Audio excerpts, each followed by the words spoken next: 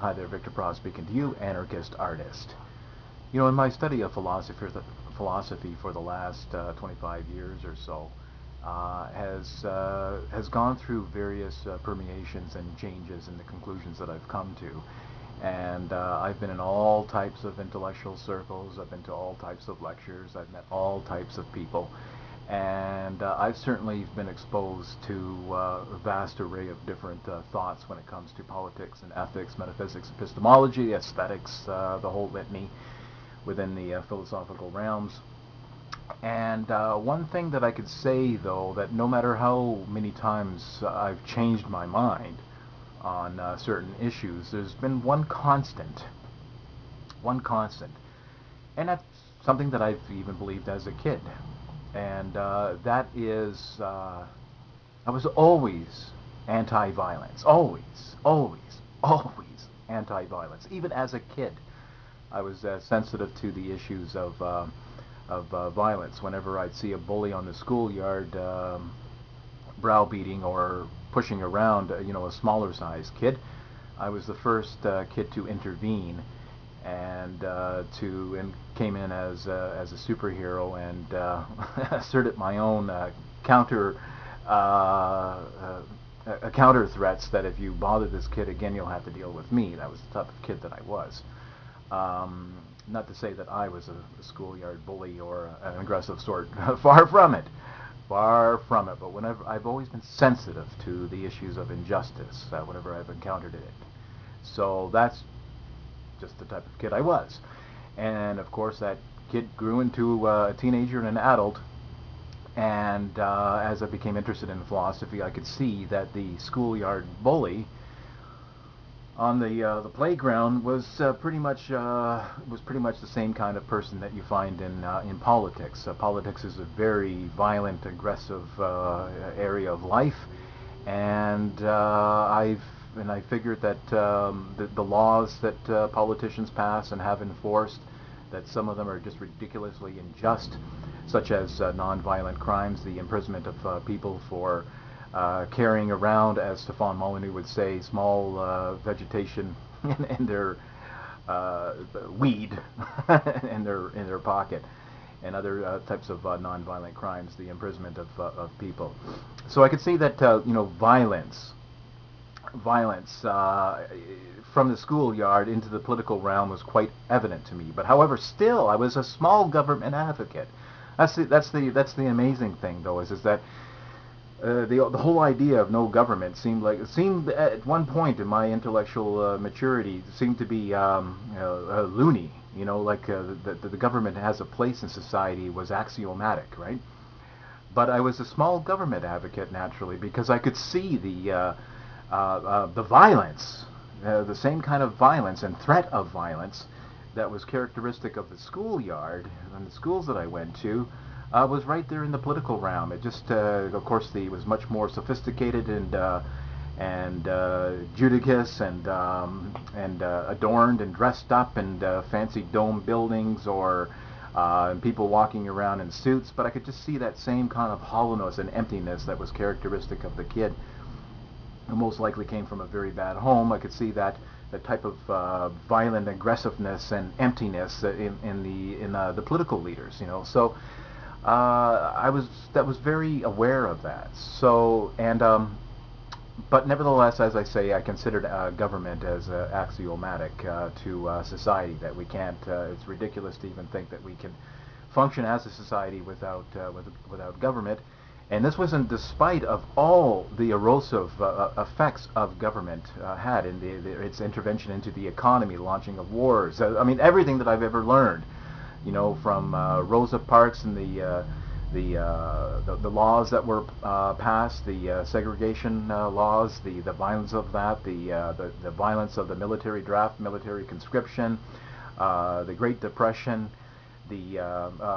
etc. I mean, it just goes on. It's just the government is just a freaking cancer on society. But there I was, small government advocate. Well, finally, I woke up. I corrected my thinking, and I realized, though, certainly with the study of logic, that anarchism really is is a peaceful philosophy, something that does embrace the non-aggression principle, that is against violent hierarchies, and it's simply anarchism is just the logical conclusion that one reaches if one embraces the non-aggression principle at the very core.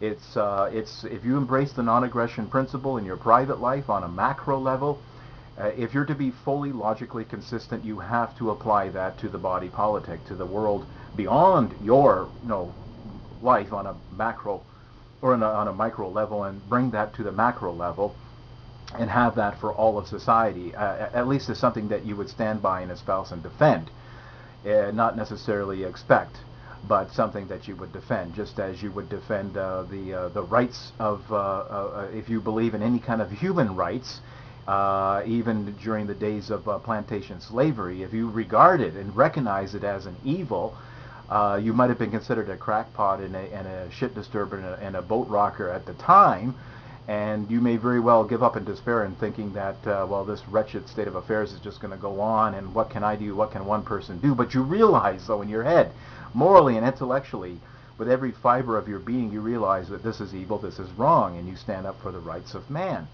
So that's exactly where I'm at right now when it comes to government. I do not say that anarchism is inevitable, and I just recognize a moral principle, and I espouse it. I stand by it.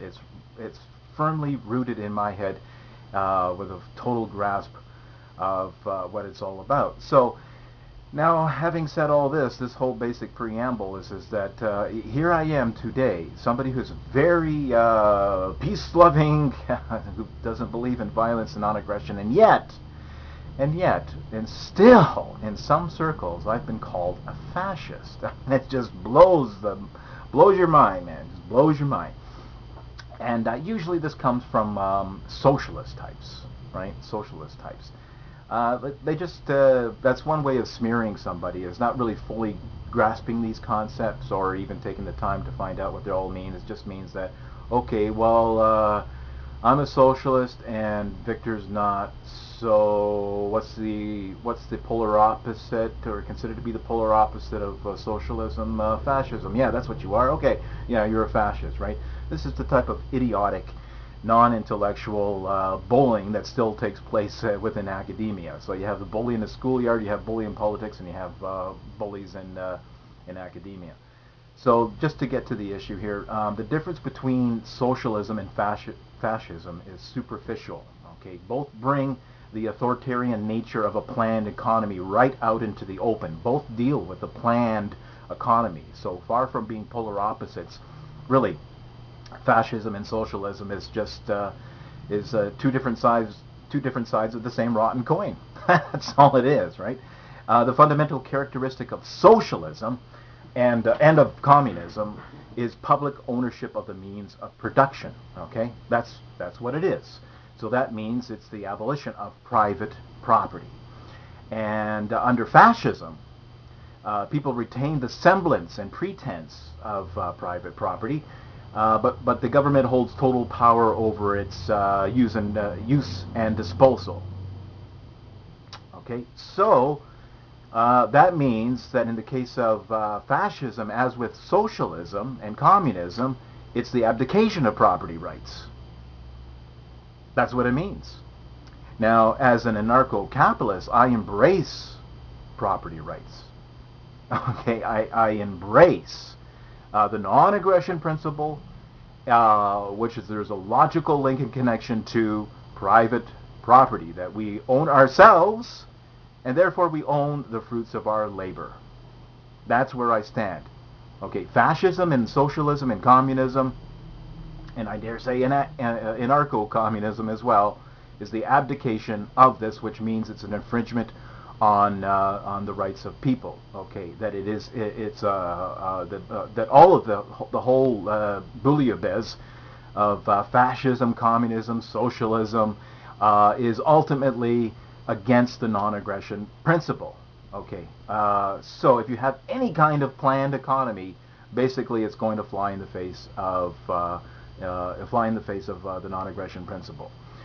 Even though anarcho-communists pay lip service to it, though. But really, their slimy, slippery arguments are pretty transparent to me. So, and just to also consider the fact that the dictionary definition of fascism is a government system with strong centralized power, permitting no opposition or criticism, controlling all affairs of the nation, industrial, commercial, emphasizing aggressive nationalism. Wow, that sounds like socialism as well. It's amazing all the different type of things that can link fascism, socialism, and communism all together. Whereas where I stand as an anarchist is truly the polar opposite of all of that. So really, at the end of all of this, I'm saying that no, I'm not a fascist, Jim. I'm an anarchist. Victor Pross, anarchist artist, signing out. Pop goes the culture.